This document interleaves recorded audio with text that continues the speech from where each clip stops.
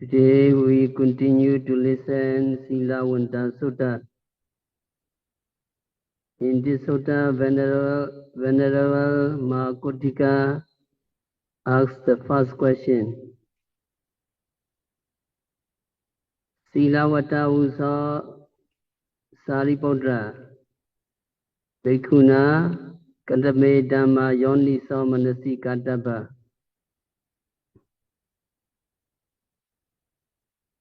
That means,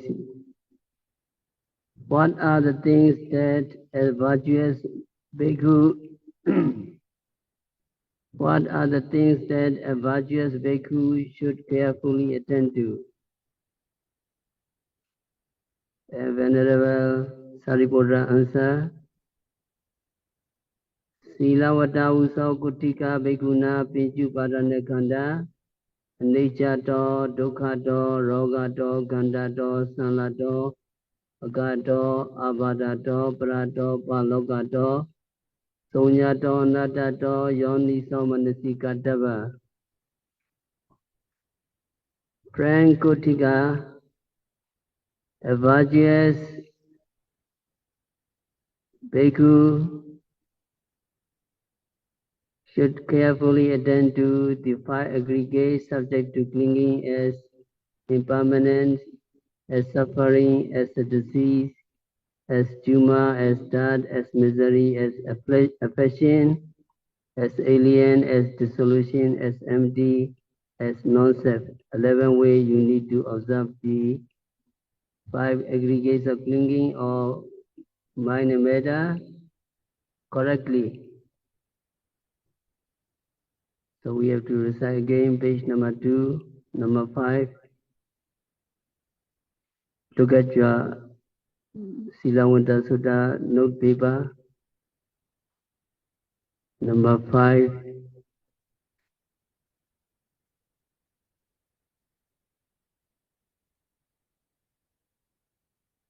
Can you follow me? What are the things that a virtuous bhikkhu should carefully attend to? Answer, Frank Kutika, a virtuous bhikkhu should carefully attend to the 5 aggregates subject to clinging as impermanent, as suffering, as a disease, as tumor, as death, as misery, as affection, as alien, as dissolution, as empty, as non-self. Now meditating, you are observing mind and matter or 5 aggregates of clinging. You need to observe correctly. And Upadana Khanda, how you can experience. With every experience of your seeing, hearing, smelling, tasting, touching, and thinking, there are always the 5 aggregates. Upadana Khanda. If we do not watch them, if we do not apply mindfulness to them, we will always cling to them, either by strong craving or by wrong view. And because they are objects that can be clung to, we usually cling to them if we are not mindful. In order not to cling to them, it is clear that we must watch them while they are present. We cannot observe them when they are past. Though we may be able to recall some past experience, it will never appear as vividly as it appeared during what was its present moment. So to avoid clinging to these five aggregates of clinging, upadana, we must watch them, we must be mindful of them when they are evident, when they are obvious, when they are present. Otherwise, we will always cling to them, we will always attach to them. If we were not mindful, we will always cling to these five aggregates, we will always attach to mind and matter. And we will cling to them. When there is clinging, when there is upadana, it does not stop there, just with our clinging. Suppose we are attached to something and we want to possess it, motivated by that desire, we will try to possess it and we will do something to acquire it.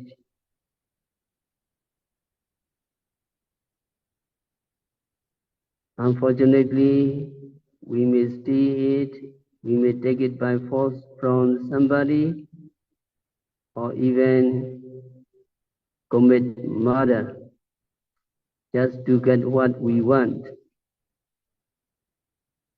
So motivated by clinging, we take up action. Upadana vijaya bhava. Sometimes what we cling to is unwholesome, and sometimes it may be wholesome. Whether wholesome or unwholesome, since they are karmas, they have the potential to give the future. And we will get those actions in the future. When there is clinging, when there is upadana, there is action, karma bhava. When there is action, when there is karma bhava, there is the result of that action in the form of rebirth, jati, in the future life. With jati, with rebirth, there is aging, sickness, death, and so on. Jati vijaya jara maranan. So the duration of our samsara prolonged if we are not vigilant, if we do not apply mindfulness to what we experience at the moment.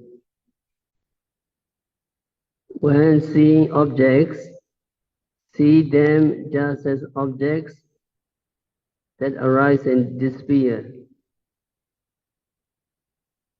We need to understand that they are impermanent, they are transitory and temporary, they are suffering, and they have no self or no soul. Then you will not cling to them because it's appearing and disappearing continuously. And when there is no clinging, there can be no actions, there can be no karma bhava. When there is no action, there will be no reaction as a result. That is why it is important to apply mindfulness to whatever experience you are having at the present moment. Now it should be clear that it is important not to cling to the five aggregates of clinging, upadana khanda or mind and matter. In order to avoid clinging to them, we must watch them, we must make notes of them, we must be mindful of them when they are present. This answers the question, what are we have to make notes of the five aggregates? For what purpose we have to make notes of them? So what the answer? The answer is we have to make notes of the five aggregates at the present moment. So for what purpose we have to take note of them? The purpose is not to cling to the five aggregates, not to cling to the mind and matter. We have to take note of the five aggregates of clinging at the present moment. So look at the paper, page number 3, number 6. When are we have to make notes of the five aggregates? So can you follow me? When are we to make notes of the five aggregates?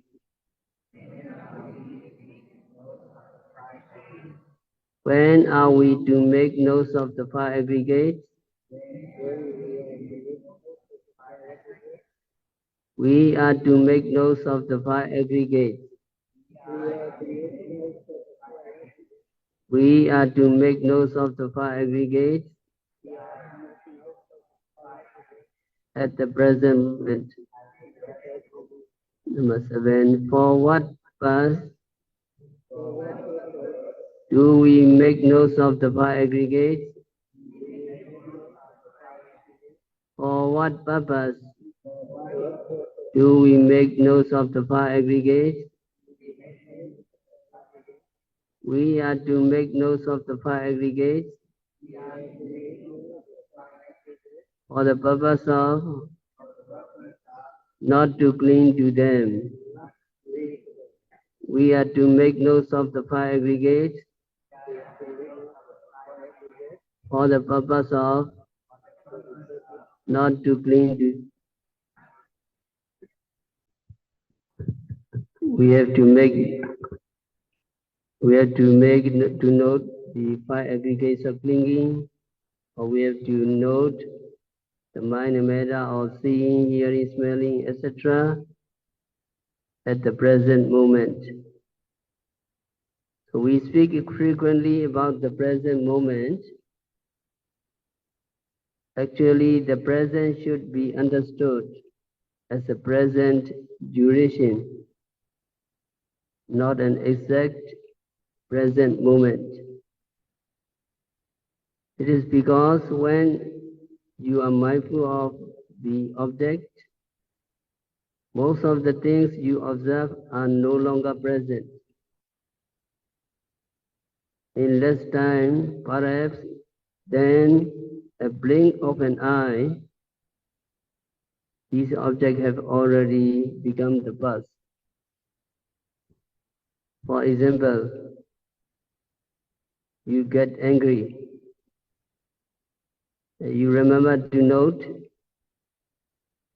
so you sincerely and faithfully note anger, anger, anger. When you are mindful of that anger, when you are making notes of the anger is no longer there because mindfulness enter. Anger has disappeared because anger and mindfulness cannot coexist. Just the fact that Your mind is engaged in being mindful of anger means that the anger is not in your mind at the same moment. Anger is already in the past.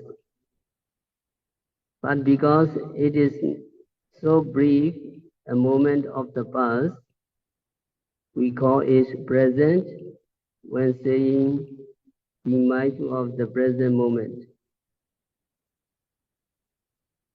However, when you are being mindful of your breath or the movements of the abdomen, there are times when you can actually see the exact present moment.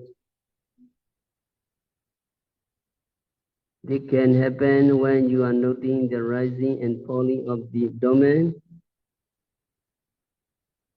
If the noting and the movements coincide exactly, but this cannot happen when you are being mindful of your thoughts, because by the time you are mindful of your thoughts, they are already in the past. But in the context of vipassana, we regard them as being present when we say be mindful of the present or be in the present moment. When practicing vipassana meditation, it is essential that you remember to be mindful of the object at the present moment. You must be mindful in order to avoid attachment to the five aggregates of clinging, upadana khandha.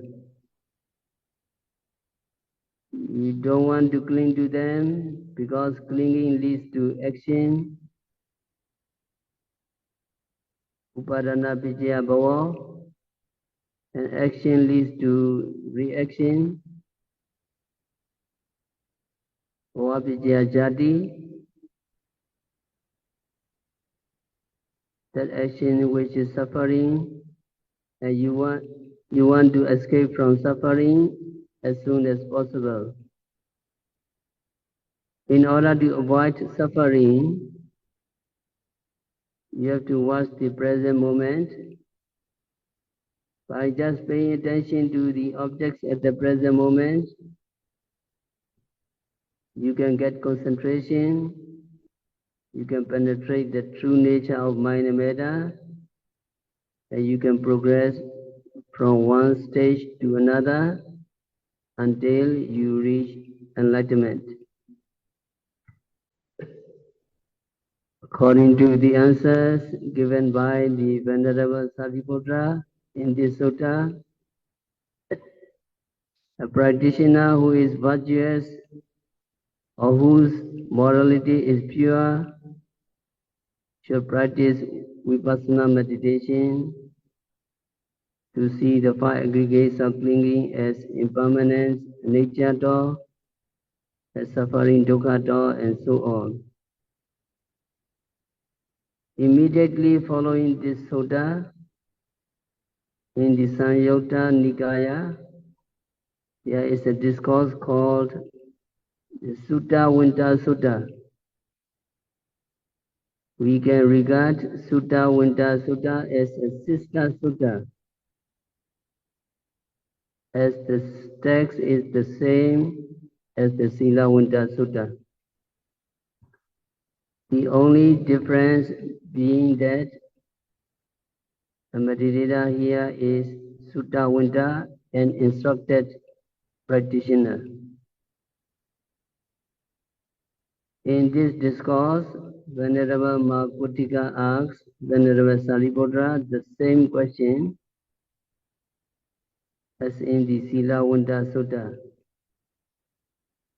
What are the things that an instructed practitioner should carefully attend to? And the answer is also the same. An instructed practitioner who is the necessary knowledge of the Buddha teaching, should carefully attend to the five aggregates of clinging as impermanence, as suffering, as disease, as non-self, and so on. So these two suttas may be regarded as one. In order to see the five aggregates of clinging as impermanence and so on, what do you need? You need concentration. Without concentration, you cannot hope to see the five aggregates of clinging as impermanence, suffering, and so on. Concentration is an important factor in our practice of meditation. Whether your practice is samatha meditation or vipassana meditation, you need to have this essential part of meditation practice. To gain concentration, what must you do? You must practice mindfulness. Without mindfulness, you cannot get concentration, because mindfulness means full awareness of the object. If there is no full awareness of the object, there can be no concentration in our mind. So to get concentration, it is necessary to practice mindfulness. To get concentration, you are trying to be mindful of every physical behavior, every mental behavior, and every sensation, and every phenomena continuously and diligently. In order to practice mindfulness, what do you need? You need to make strong effort. Without making effort, you cannot practice mindfulness.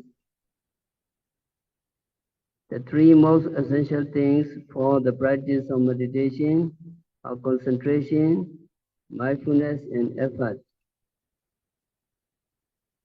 Viriya, sati, and samadhi. First, you make effort to be mindful, and you become mindful.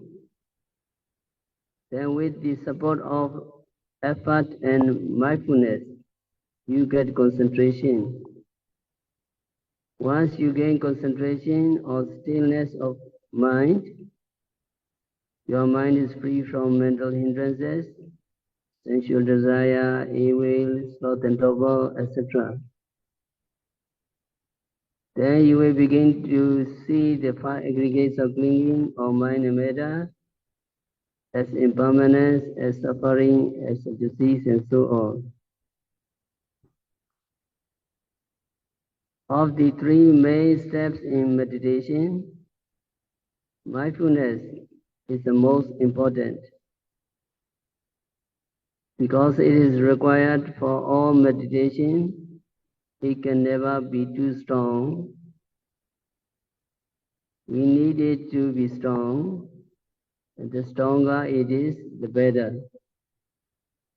But you need to be careful with the other two steps, effort and concentration.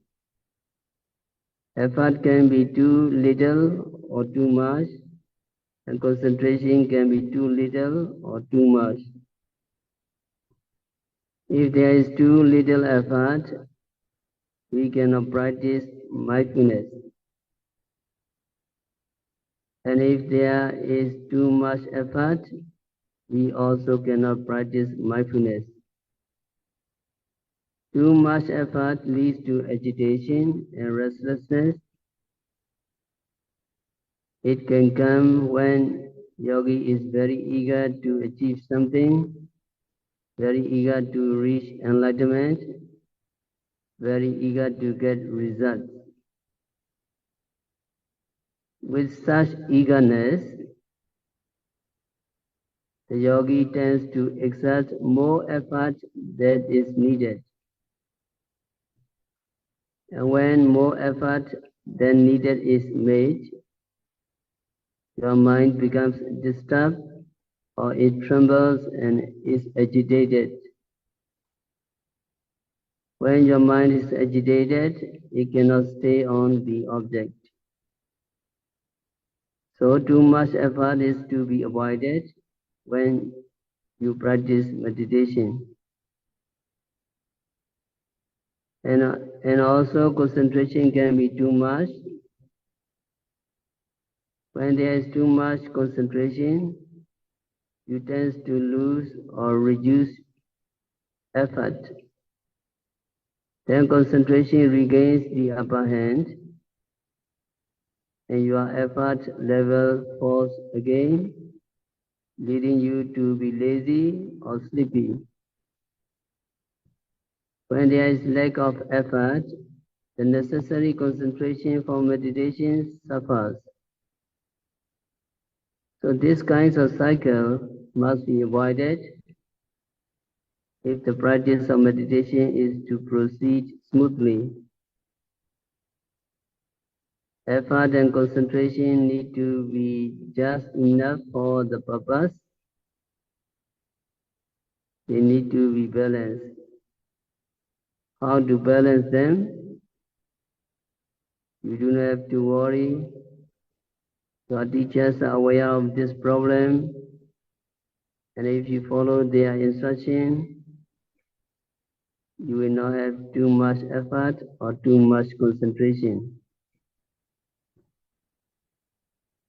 When you are practicing meditation, you are instructed to be mindful of two things,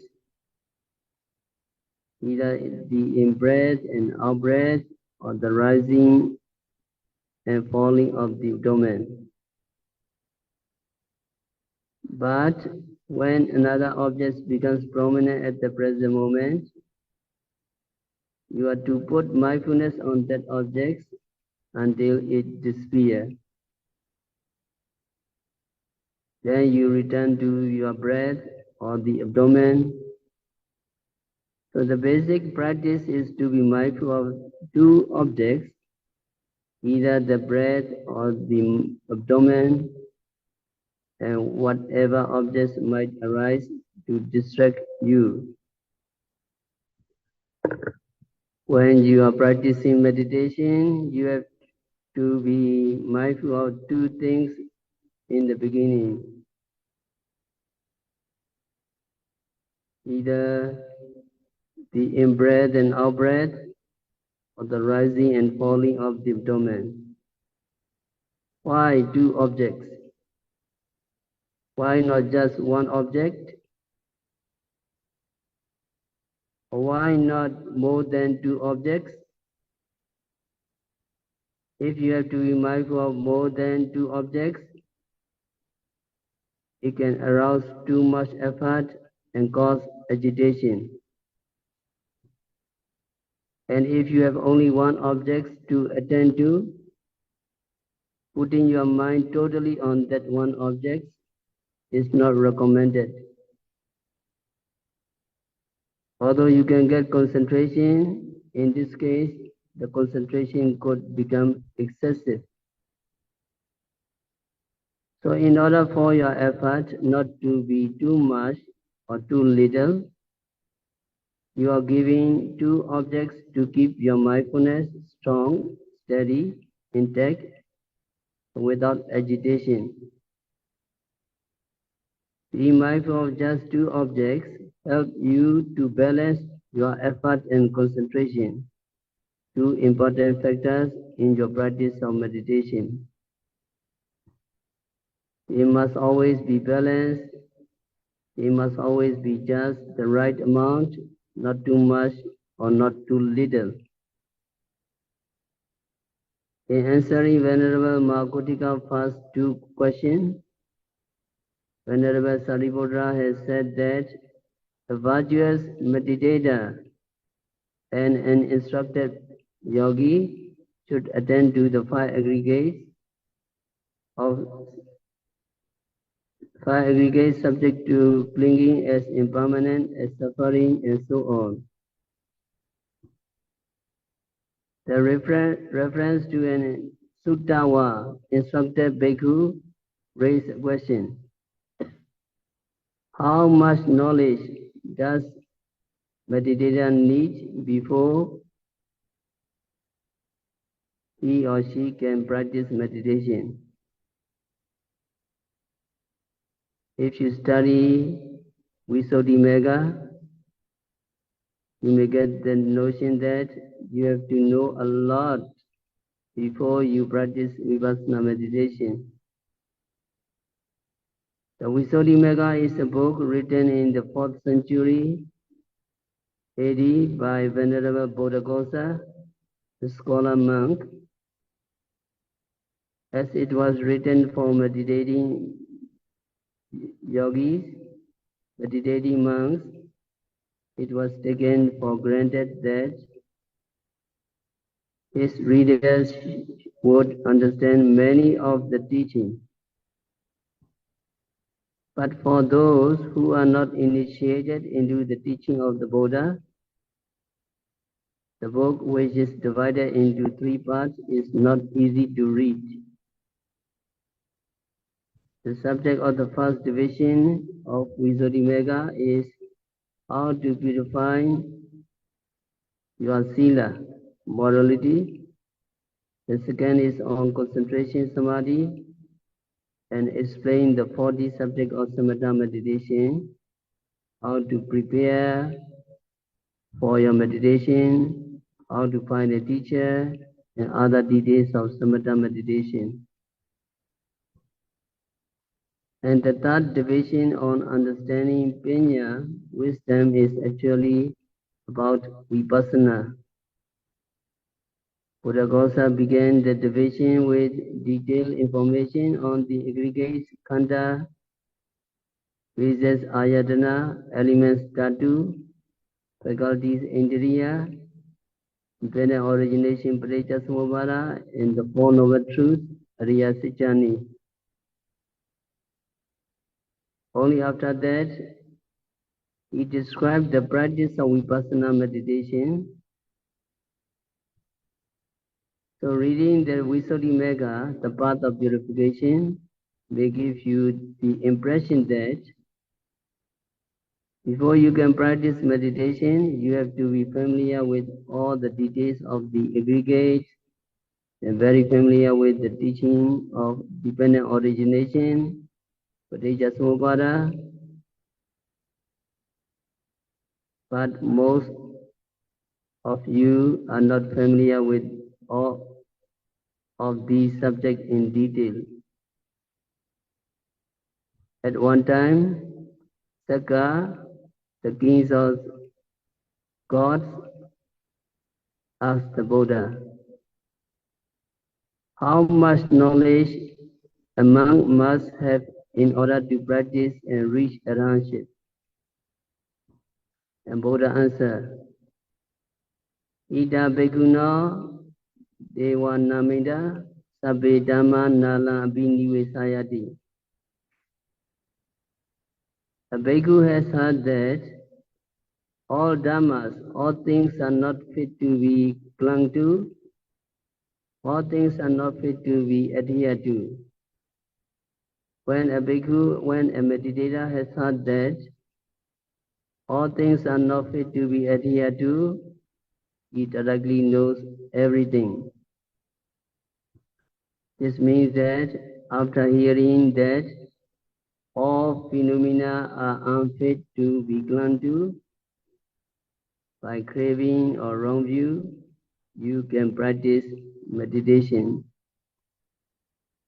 So can you look at the page number 3, number 8. Number 8, can you follow me? How much knowledge a monk must have in order to practice and reach arahantship? How much knowledge a monk must have in order to practice and reach arahantship. Answer, can you follow me? A bhikkhu has heard that all things are not fit to be adhered to. A bhikkhu has heard that all things are not fit to be adhered to. When a bhikkhu has heard that all things are not fit to be adhered to, he directly knows everything. After hearing that all phenomena are unfit to be adhered to, by craving or wrong view, he can practice meditation. So to practice meditation, how much knowledge we must have? We must have that all phenomena are not to be clung to, all things are not to be adhered to, because they are appearing and disappearing continuously. So they should not be clung to, they should not be adhered to. When you have heard that all things are not to be clung to, you know everything. So after hearing that all phenomena are unfit to be clung to, by craving or by wrong view, you can practice meditation.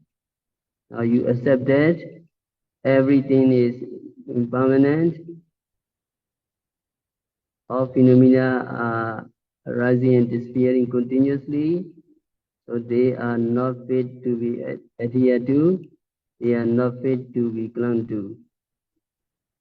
So we have to stop our discourse for today. By practicing vipassana meditation, by observing every phenomena occurring at the six senses, by noting rising, falling, breathing, sitting, stretching, bending, seeing, hearing continuously and meticulously, may all yogis be liberated from all suffering. May all yogis realize the real peace in the very near future. Sadhu, sadhu.